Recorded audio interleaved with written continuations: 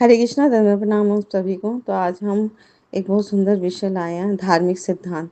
तो भागवतम के 11वें स्कंद में स्वयं भगवान श्री कृष्ण उद्धव को बता रहे हैं कि वास्तविक धार्मिक सिद्धांत क्या होते हैं। तो हम ये समझेंगे और भगवान श्री कृष्ण की शुद्ध भक्ति में अपने आप को संलग्न करेंगे। तो भगवान स्वयं कहते हैं, मेरी लीलाओं की आनंदमयी कथाओं में अगाध श्रद्धा। तो भगवान की जितनी भी लीलाएं हैं, है ना, उनका रूप, सौंदर्य, माधुर्य, उनके प्रति हमें अगर अगर अगाध श्रद्धा है तो ये धार्मिक सिद्धांतों के अंदर आता है। मेरी महिमा का निरंतर कीर्तन। तो सतत सदैव हम भगवान की महिमा का कीर्तन करेंगे, श्रवण करेंगे। मेरी नियमित पूजा में गहन आसक्ति। तो सिर्फ भगवान श्री कृष्ण की पूजा में हम अपनी आसक्ति को बढ़ाएंगे और अपना उनके प्रति आसक्ति को प्रगाढ़ करेंगे। सुंदर स्तुतियों से मेरी प्रशंसा। तो भगवान का हमेशा यशोगान हमें करना चाहिए सुंदर स्तुतियों से। भागवतम, भगवद गीता या जो भी भक्तों ने प्रार्थनाएं की हैं उनको हमें कंठस्थ करके उनके सामने गाना चाहिए। इसलिए उनका एक नाम उत्तम श्लोक भी है। और हम अपने अपने मुख से भी भगवान को किसी भी भाषा में सुंदर सुंदर शब्दों से या जो भी हमें अच्छे से भगवान को तो भाव गाए ग्राही जनार्दन है। तो भगवान को हम सुंदर तरीके से हम प्रार्थना अर्पित करेंगे, स्तुतियाँ करेंगे। मेरी भक्ति का आदर। सिर्फ भगवान श्री कृष्ण की भक्ति का लिए हमें सदैव आदर करेंगे, उनका साष्टांग नमस्कार। तो भगवान बहुत प्रसन्न होते हैं जब हम उनको प्रणाम करते हैं और प्रणाम से वो इतने प्रसन्न होते हैं कि उसको भक्ति तुरंत मिल जाती है और हम भक्ति में प्रगति करने लग जाते हैं। तो भगवान को प्रणाम करना बहुत आवश्यक है। और मंदिर में जाएं तो हमें ज़्यादा से ज़्यादा प्रणाम करने चाहिए। और मंदिर किसी कारण ना जाए तो घर में भी हम अर्श विग्रह या घर में फ़ोटो है भगवान श्री कृष्ण का, तो उनको भी बारंबार दिन में नियमित रूप से बारंबार प्रणाम करना चाहिए। तो इससे हमें बहुत लाभ मिलता है भक्ति में, आध्यात्मिक जीवन में हम प्रगति करते हैं।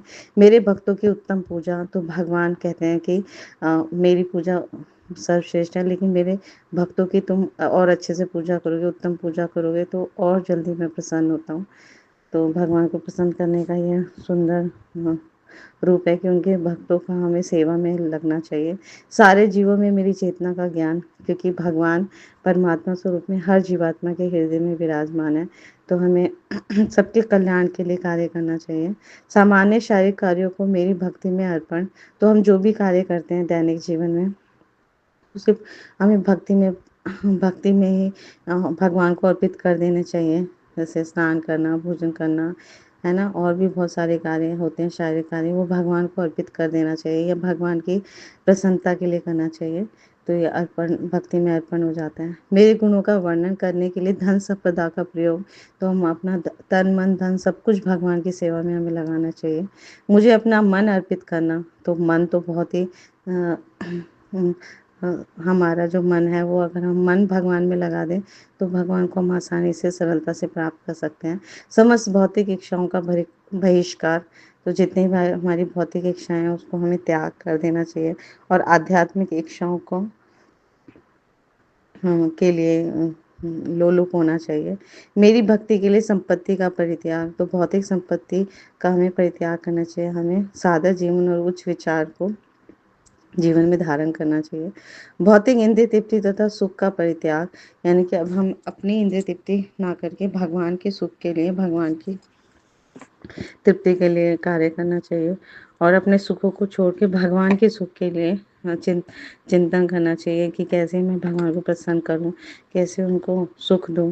तथा मुझे पाने के लिए उद्देश्य से दान, यज्ञ, कीर्तन, व्रत, तपस्या इत्यादि वांछित कार्यों को संपन्न करना। तो भगवान हमें कैसे मिलेंगे, कैसे हम मुझे श्री कृष्ण का प्रेम मिलेगा, इस उद्देश्य से हमें दान देना चाहिए, यज्ञ करना चाहिए, संकीर्तन यज्ञ जो इस कलयुग में बताया गया है। हरे कृष्णा कृष्णा कृष्णा हरे हरे, हरे हरे हरे रामा राम राम हरे हरे। तो ये हरे कृष्णा महामंत्र को हमें इस संकीर्तन यज्ञ के थ्रू दिन रात करना चाहिए, कभी अकेले कभी भक्तों के साथ। तो हमें यही यज्ञ को करना चाहिए, कीर्तन करना, जप कीर्तन में ध्यान लगाना, व्रत करना, जैसे एकादशी, जन्माष्टमी, जो जितने भी कथित शास्त्रों में दिए गए हैं वैष्णव के व्रत, वो हमें करना चाहिए। तपस्या करना, ऐसे ही इस तरह के कार्य जो शास्त्रों में अनुमोदन किए जाते हैं उन्हें करना। ये सब वास्तविक धार्मिक सिद्धांत है जिनसे मेरे शरणागत हुए लोग स्वतः मेरे प्रति प्रेम उत्पन्न कर लेते हैं। तो भगवान स्वयं कह रहे हैं कि अगर ये सब करते हैं जो मेरे शरणागत भक्त, तो वो मेरे प्रति प्रेम उत्पन्न कर लेते हैं। तो अगर हमें कृष्ण प्रेम हृदय में उत्पन्न करना है ना, जागृत करना है, तो हमें सब करना होगा कार्य। तो इस तरह से भगवान हम बहुत जल्दी भगवान को प्रसन्न कर सकते हैं। तो भगवान उनसे बहुत तुष्ट होते हैं जो उनकी भक्तों की पूजा, शुद्ध भक्तों की पूजा करते हैं। तो भगवान शुद्ध भक्तों की पूजा को साक्षात भगवान की पूजा से श्रेष्ठ बताया गया। मदर्थेश्वर श्रेष्ठा। तो यहाँ पर बता रहे हैं भगवान की मेरी भी पूजा करनी चाहिए और समादर करना चाहिए और मेरे शुद्ध भक्तों का भी सेवा करना चाहिए, और जितने भी हमारे सामान्य शारीरिक कार्य हैं वो भक्ति रूप में भगवान को अर्पित करना चाहिए।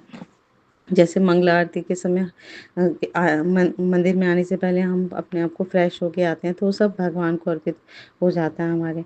तो जब भगवान के सामने हम भगवान की महिमा का वर्णन करें, तो जो भी हमें भाषा आती है, अगर वो विद्वता पूर्ण कवित्व पूर्ण स्वर में ना भी हो, तब भी हमें भगवान की महिमा का वर्णन करते रहना चाहिए ना। और हर मनुष्य को अपना धन जो है भगवान की महिमा व्यक्त करने वाले उत्सव में खर्च करना चाहिए। जैसे रथ यात्रा है, जन्माष्टमी, गौर पूर्णिमा, नरसिंह चतुर्दशी, जितने भी हम त्योहार मनाते हैं इत्यादि, उन सब में हमारा धन खर्च होना चाहिए। और ये भी बताया कि अपना धन जो है वो अपने गुरु और अन्य वैष्णव के मिशन की सहायता के लिए भी खर्च करना चाहिए। तो इस तरह भगवान की सेवा में हमें अपना धन लगाना चाहिए। और हर मनुष्य का कर्तव्य है कि वो निरंतर भगवान नाम का कीर्तन करे। तो हम जब हर वस्तु भगवान की सेवा में उपयोग करते हैं, अपने लिए कुछ भी नहीं चाहते, तो हर भक्त जो है वो शांत बन जाता है और दिव्य सत्वगुण के पथ पर हो जाता है। तो इस तरह से भगवान की प्रत्यक्ष सेवा कर पाते हैं हम, और परम धर्म को हम प्राप्त होते हैं। तो हर मनुष्य को भगवान का शुद्ध भक्त होना चाहिए, क्योंकि भौतिक जगत में चाहे कितनी भी हमें उत्तम भेंट मिले, हमें भौतिक संसार या माया कितना भी प्रलोभन दे रही है, वो भगवत धाम की तुलना में नगण्य है, कुछ भी नहीं है। तो ये हमें समझना होगा। तो हमारा शाश्वत घर जो है वो भगवत धाम है। उसे प्राप्त करने के लिए हमें कृष्ण प्रेम डेवलप करना पड़ेगा, और कृष्ण प्रेम विकसित करने के लिए भगवान ने स्वयं अपने श्रीमुख से ये सब बताया है। हमें प्रयास करना चाहिए कि हम ये सब कार्य करें और अपना जीवन, मनुष्य जीवन धन्य बनाएं। और ये धार्मिक सिद्धांत हमें पालन करना चाहिए, ये वर्णन है हमारे शास्त्रों में। तो इस धार्मिक सिद्धांत का पालन करने मात्र से हम इस जीवन का परम लक्ष्य कृष्ण प्रेम बहुत सरलता से प्राप्त कर लेते हैं। तो इसलिए सतत सदैव जब हम निरंतर हरे कृष्णा कृष्णा कृष्णा हरे हरे, हरे राम राम राम हरे हरे, भगवान के पवित्र नामों का श्रवण करते हैं, कीर्तन करते हैं, तो ये बातें भी हमें समझ आती हैं और हम अपने जीवन में बहुत सरलता से अपना पाते हैं। Thank you so much. Guru Maharaj की जय, श्री प्रभुपाद की जय, आप सब भक्तवृंद की जय।